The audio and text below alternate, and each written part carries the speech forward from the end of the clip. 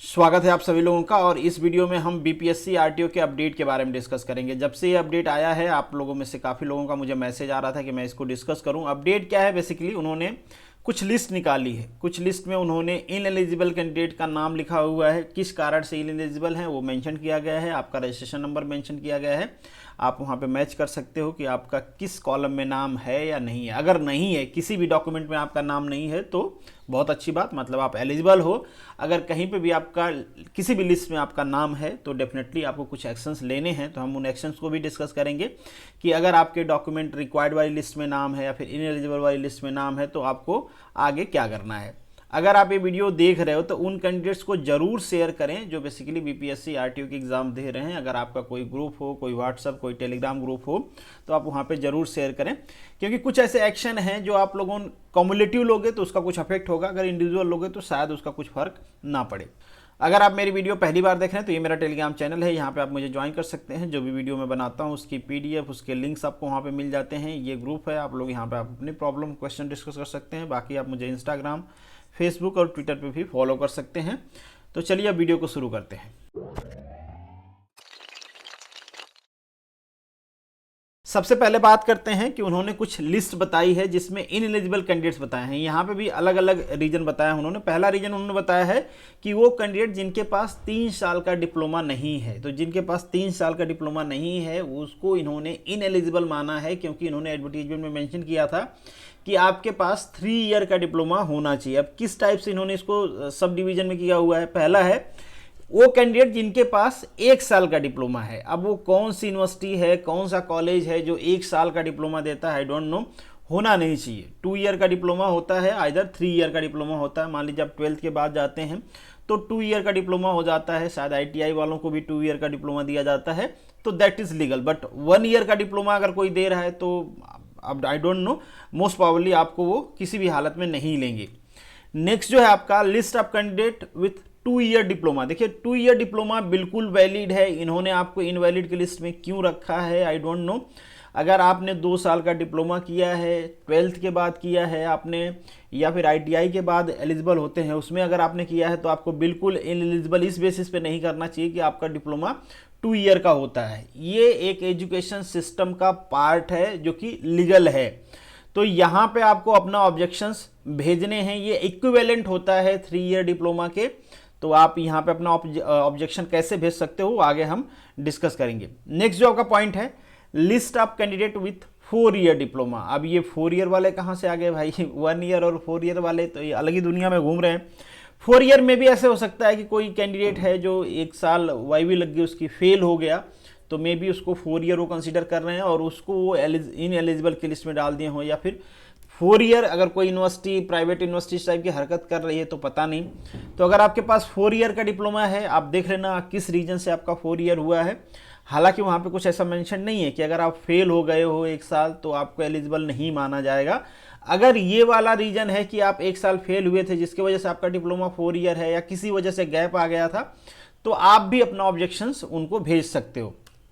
Next जो point है आपका, list of candidate that have the BTech B degree. ठीक है, तो बेसिकली था क्या, इन्होंने डिप्लोमा मांगा हुआ था और बीटेक बी को इनएलिजिबल के लिस्ट में रखा हुआ है। रिसेंटली आप सभी को पता होगा, अगर आपने मेरी वीडियो देखे हैं, तो हिमाचल प्रदेश के केस में सुप्रीम कोर्ट का एक ऑर्डर आया है कि एसएससी की, मतलब वहाँ पे बेसिकली उनका जो स्टाफ सर्विस कमीशन था वहाँ पे जेई की पोस्ट आई हुई थी और जेई की पोस्ट के लिए सुप्रीम कोर्ट ने कहा कि बिल्कुल बीई वाले एलिजिबल हैं। मतलब जेई की पोस्ट है, उससे लोअर लेवल की पोस्ट है, उसमें बीई वाले एलिजिबल हैं, क्योंकि उनके पास उसी कंटिन्यूटी की हायर डिग्री है, तो आप उनको इनएलिजिबल कैसे मान सकते हो।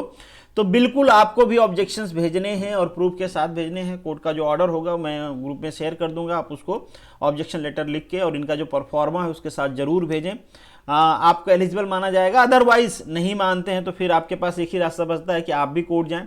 नेक्स्ट जो है आपका list of candidate, driving licence number नहीं है या फिर जो इशूइंग अथॉरिटी है उनका नाम नहीं है, ऐसे भी 32 कैंडिडेट हैं। तो मे भी उनको ऐसा लग रहा हो कि अगर आपका ड्राइविंग लाइसेंस नंबर ही नहीं है तो फर्जी लग रहा होगा, या फिर पुराना परफॉर्मा होगा, पता नहीं यार। उसमें हालांकि सब में मेंशन होता है, बट एक बहुत पुराना वाला आता था जिसमें कुछ नंबर्स मेंशन होते थे अल्फ़ाबेट के साथ, जो अब शायद उसको अपडेट करना है। तो अगर ऐसा कुछ इशू है आपके साथ तो प्लीज़ उसको आप अपडेट करवा लें। हालांकि ऐसा तो होना नहीं चाहिए, और कहीं पे लाइसेंसिंग अथॉरिटी मतलब आपने कहाँ से इशू करवाए हैं वो मेंशन नहीं है, तो वो आप इशू देख लीजिएगा। अगर ऐसा है तो दोबारा से आप उसको भेज दीजिएगा, दोबारा से मतलब आपको उसकी कॉपीज़ भेजनी है। नेक्स्ट जो पॉइंट है ओवर एज, इनको तो ओवर एज नहीं लेजेंडरी के टर्म्स में रखना चाहिए कि लेजेंड ऑफ द ईयर या बीपीएससी के। देखिए ये पैदा हुए हैं भाई साहब 68 में, अब इनके बच्चों को फॉर्म भरना चाहिए मगर ये भी भर रहे हैं। I don't know what is the reason, या तो इनसे गलती हुई होगी, ये जो 6 है ये 9 के जगह पे 6 रख दिए होंगे, या फिर इनका अगर ये डेट ऑफ बर्थ है तो पता नहीं है कौन सी दुनिया में जी रहे हैं, ये पढ़ा नहीं पढ़ा क्यों भर दिए, आई डोंट नो। एक ही कैंडिडेट हैं जो ओवर एज है, तो बेसिकली ये वो रीजन्स हैं जिसको बीपीएससी ने ये माना है कि ये इनएलिजिबल कैंडिडेट्स हैं। अगर ऐसा है आप इन सारे इसमें से किसी में आप हो, अगर आपके पास कोई वैलिड रीजन है तो वैलिड रीजन आप एक एप्लीकेशन फॉर्म के साथ भेज सकते हैं। वो आगे हम देखेंगे कि किस तरीके से भेजना है। अब हम देखते हैं कि ऐसे कैंडिडेट जिनका डॉक्यूमेंट्स नहीं पहुंचा, हार्ड कॉपी आपको बीपीएससी को भेजना था बट कुछ कैंडिडेट्स हैं जिनका नहीं पहुंचा है, फिर आधा अधूरा पहुंचा है, तो वो कैंडिडेट का नाम दिया गया है। पहले तो 831 ऐसे कैंडिडेट्स हैं जिनकी हार्ड कॉपी नहीं पहुंची है। अब इसका दो रीजन हो सकता है, एक रीजन तो आपने हार्ड कॉपी को सेंड ही नहीं किया, दूसरा रीजन हो सकता है कि आपने हार्ड कॉपी सेंड किया बट रिसीव नहीं हुई। अगर हार्ड कॉपी सेंड किया है, रिसीव नहीं हुई है उनको, अगर आपके पास प्रूफ है, प्रूफ दिखाएंगे कैसे आपको भेजना है, तब तो आपका कैंडिडेचर वो वैलिड मान लेंगे। अदरवाइज चांसेज हैं कि आपके कैंडिडेचर को नहीं कंसिडर किया जाएगा क्योंकि आपने हार्ड कॉपी भेजा ही नहीं था। नेक्स्ट जो पॉइंट है इनका कि डॉक्यूमेंट्स आपने अटैच नहीं किए, भेजे तो हैं बट जो रिक्वायर्ड डॉक्यूमेंट्स हैं वो आपने अटैच नहीं किए हैं। आगे हम डिस्कस करेंगे कि वो कौन कौन से रिक्वायर्ड डॉक्यूमेंट हैं, तो आगे उसकी लिस्ट आएगी तो आप देख लेना। आपने अगर वो नहीं भेजे हैं तो जरूर भेजिए। अब लिस्ट ऑफ कैंडिडेट जिन्होंने डिप्लोमा सर्टिफिकेट अटैच नहीं किया है, तो डिप्लोमा सर्टिफिकेट भाई आप अटैच नहीं करोगे तो बीपीएससी को कैसे पता चलेगा कि आपके पास एलिजिबल क्वालिफिकेशन है या नहीं है। तो अटैच तो करना ही चाहिए था, आपने क्यों नहीं किया, आई डोंट नो। ऐसी गलतियां तो होनी ही नहीं चाहिए, तो आप कर देना। आपका तो स्पेशली मेंशन किया गया है तो आपको कोई डाउट है नहीं, आपको डिप्लोमा सर्टिफिकेट अटैच करके भेजना है। सारे डॉक्यूमेंट्स कैसे भेजने हैं आगे मैं बताता हूँ। नेक्स्ट है आपका कोर्स ड्यूरेशन। कहीं पे कोर्स ड्यूरेशन क्लियर नहीं है कि आपका कितने ईयर का डिप्लोमा ये हुआ है, कितना सेमेस्टर है, ये सारी चीज़ें क्लियर नहीं है। तो ये आपको अपने यूनिवर्सिटी के साथ क्लियर कर लेना। वैसे क्लियर होना चाहिए कि कितने साल का किया है आपने, ये तो मेंशन होना ही चाहिए आपके डॉक्यूमेंट में। कब आप एडमिशन लिए और एग्जिट कब किए, ये सारी चीज़ें सर्टिफिकेट में मेंशन रहती है। अब क्लियर नहीं है तो आप देख लेना जो लोग हैं जिनका इस लिस्ट में नाम है कि क्यों क्लियर नहीं है। स्टिल आपको समझ में नहीं आ रहा है तो आप टेलीग्राम ज्वाइन कर लीजिए और @मनु एकेडमी, वहाँ पे आप मुझे पर्सनल मैसेज भेज दीजिए। कोई आपकी पर्सनल क्वेरी है कि ये चीज़ है, मैंने ये किया था, मेरा ये है, मुझे समझ में नहीं आ रहा, मुझे क्या करना चाहिए, तो आपको वहाँ पे पर्सनल हेल्प मिल जाएगी। नेक्स्ट जो लिस्ट है वो कैंडिडेट जिनका एफिलिएशन पे शक है बीपीएससी को, उनको ऐसा लगता है कि आपका एप्लीकेशन ही फ्रॉड है। होता है कई बार, प्राइवेट यूनिवर्सिटी जो ऐसी होती हैं जिनके पास फ्रॉड एफिलिएशन होता है, बहुत सारे ऐसी प्राइवेट यूनिवर्सिटी को बंद किया गया। बट अगर आपके पास भी है एप्लीकेशन का प्रॉब्लम है तो आपको करना क्या है, अगर आपकी यूनिवर्सिटी फर्जी नहीं है तो आपको अपने इंस्टीट्यूट या यूनिवर्सिटी जहाँ से भी आपने पास आउट किया है वहाँ पे कांटेक्ट करना है, उनसे कहना है कि हमारा एप्लीकेशन सर्टिफिकेट आप दीजिए। एप्लीकेशन सर्टिफिकेट यूनिवर्सिटी या फिर इंस्टीट्यूट का होता है, तो अप्रूवल सर्टिफिकेट होगा आपका, बेसिकली यूनिवर्सिटी होगी तो, और इंस्टीट्यूट होगा कोई तो एप्लीकेशन होगा कि कौन सी यूनिवर्सिटी से वो एफिलिएटेड है और फिर वो यूनिवर्सिटी जो है वो यूजीसी से अप्रूव्ड है कि नहीं। तो ये सारे डॉक्यूमेंट्स होते हैं यूनिवर्सिटी के पास होते हैं, तो आप उनसे कहना कि आप हमें एक उसकी फ़ोटो कॉपी प्रोवाइड कर दें, हमें भेजना है आयोग में, वो मांग रहे हैं, तो बेसिकली वो आपको शेयर करना होगा, अदरवाइज वो कंसिडर नहीं करेंगे। अब हम बात करते हैं वो कैंडिडेट की जिन्होंने एक से ज़्यादा फॉर्म सबमिट किया। भैया मतलब आपको क्या प्रॉब्लम थी, आपको क्यों एक से ज़्यादा फॉर्म सबमिट करना पड़ा? किसी ने 2 किए हैं, किसी ने 3 किए हैं, महानुभाव आप लोग क्या कर रहे थे? मतलब इस तरीके की हरकतें तो बिल्कुल नहीं होनी चाहिए। बट स्टिल यहाँ पे 61 कैंडिडेट ऐसे हैं जो एक से ज़्यादा फॉर्म सेम पोस्ट के लिए सबमिट किया हुआ है।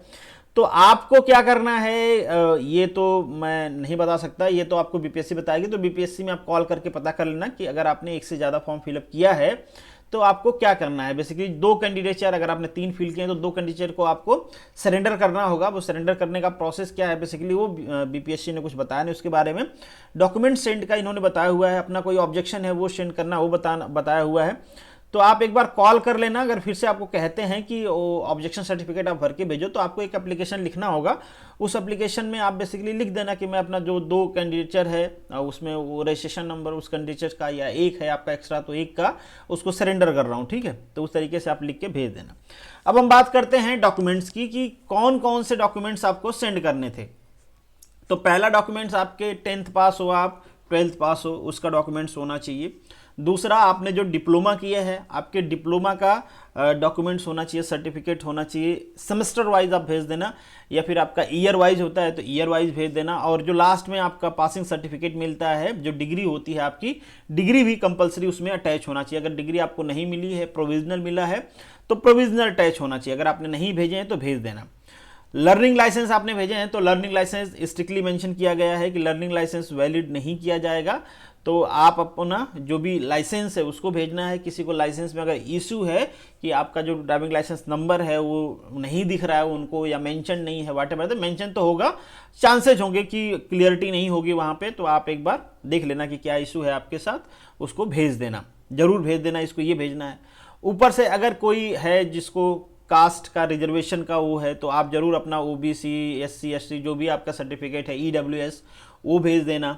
अगर कोई ऐसा कैंडिडेट है जिसको इसके अलावा कुछ रिजर्वेशन का है तो वो भेज देना आपके। मतलब इन शॉर्ट जो आपके स्पेशल डॉक्यूमेंट्स हुए, आप पर्टिकुलर आपसे बिलोंग करते हैं, लाइक कैटेगरी सर्टिफिकेट, वो आपको वो भी भेजना है। बाकी जो शैक्षिक योग्यता है आपका, एजुकेशन क्वालिफिकेशन है, उसके डॉक्यूमेंट्स भेजने हैं। सारे documents up to 10th to diploma. अगर आपने डिग्री किए हैं तो डिग्री वाले भी भेजें।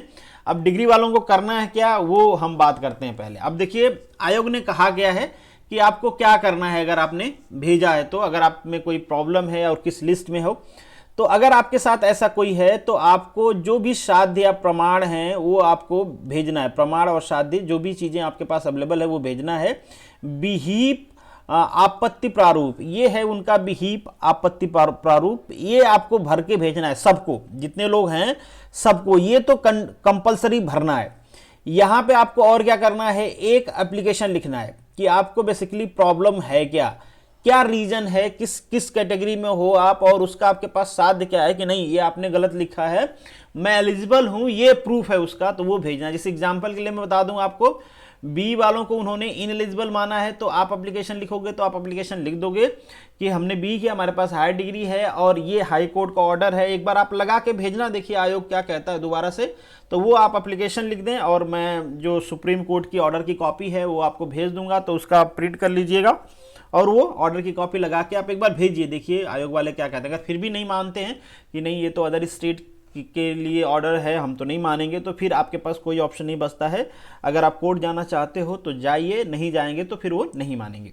तो इसी तरीके से इन शॉर्ट जिस भी कैटेगरी में आप आते हो, जो भी रीजन है, आपको लगता है कि डिप्लोमा का प्रॉब्लम है आपका या फिर कोई और प्रॉब्लम है, तो वो रीजन के साथ वो प्रॉब्लम भेज रहे हैं, उसके साथ उसका प्रूफ भेजना है। प्रूफ होना कंपलसरी है, प्रूफ नहीं रहेगा तो एप्लीकेशन को केवल कंसीडर नहीं करेंगे, तो आपको प्रूफ भी भेजना है उसके साथ, और उसके साथ साथ ये भी भेजना है। तो ये 3 चीज़ आपको आयोग भेजना है। कब तक भेजना है, 26 अप्रैल तक, इससे पहले भेज देना। एक चीज़ और, वो कैंडिडेट जिनके डॉक्यूमेंट्स नहीं पहुंचे हैं, देखो यहाँ पे ये भेजना है तो उनको पता चलेगा कि आपने सच में डॉक्यूमेंट्स भेजे थे या नहीं भेजे थे। देखो यहाँ पे तो एडवर्टीजमेंट नंबर है, ये वाला मेंशन कर देना, पोस्ट का नाम है ये वाला मेंशन कर देना, यहाँ पे आपका रजिस्ट्रेशन नंबर, आपका नाम, आपका date of birth, father name आपका, और ये जो आपने स्पीड पोस्ट भेजा है उसकी संख्या, मतलब स्पीड पोस्ट नंबर आपको भेजना है। फिर स्पीड पोस्ट किस डेट में भेजा आपने वो मेंशन करना है, कहाँ से भेजा उसका एड्रेस मेंशन करना है, और अगर ट्रैक कर पा रहे हो आप, बेसिकली ट्रैक हो जाता है, तो वो भी आपको भेजना है कि आयोग को कब वो रिसीव हो गया था, आपको जो दिखा रहा है कि इस डेट में रिसीव हो गया था। तो ये इसलिए उन्होंने मंगाया है, उन कैंडिडेट्स को ये देख के कंसिडर किया जाएगा जिनका डॉक्यूमेंट्स रिसीव नहीं हुआ। ऐसे काफ़ी सारे लोग हैं, कुछ 800 हैं। तो अगर आपने पहले से भेजा हुआ है, कहीं स्पीड पोस्ट में कमी आ गई, आपका नहीं पहुंचाया उन्होंने, या आयोग में गया वहाँ पे खो गया, तो अगर आपका ऐसा है तो वो कंसीडर कर लेंगे ना। आपने भेजा ही नहीं है और ये सारी डिटेल आप नहीं डालते हो तो आपका जो कैंडिडेचर है मोस्ट प्रोबेबली कंसीडर वो नहीं करेंगे। तो ये बेसिकली एक रीजन, और ये सबको भेजना है, केवल उनको नहीं, सबको भेजना है। तो this is the end of this video. Still आपके मन में कोई डाउट है तो आप मुझे पर्सनल मैसेज कर सकते हैं। मैं कोशिश करूंगा कि जो भी आपका डाउट हो जितना जल्दी पॉसिबल हो, इन शॉर्ट वो मैं आपको क्लियर कर दूंगा। चलिए मिलेंगे नेक्स्ट वीडियो में, तब तक के लिए all the best, good luck.